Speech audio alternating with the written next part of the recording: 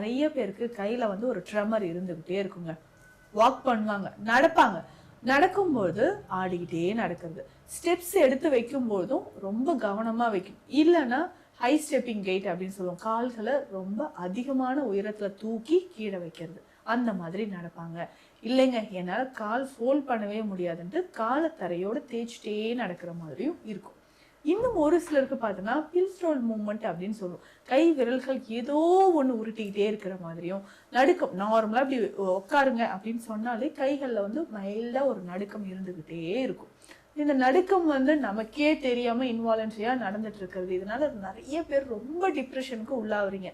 Doctor ஆஃபீஸில் என்னால் ஒரு சைன் பண்ண முடியல, கான்ஃபிடென்ட்டாக எனக்கு ஹேண்ட் ஷேக் பண்ண முடியல டாக்டர், ஒரு இன்டர்வியூலையோ இல்லை என்னால் ஒரு மீட்டிங்லையோ ஒரு ப்ரெசன்டேஷன் பண்ணுறேன் என்னால் முடியல. எல்லாரும் என்னை வந்து ஸோ அட்டென்ஷனாக என்னை கவனிக்கும்போது ரொம்ப ஒரு இன்ஃபியாரிட்டி காம்ப்ளெக்ஸ் வந்து நடுக்கம் வந்துடுது.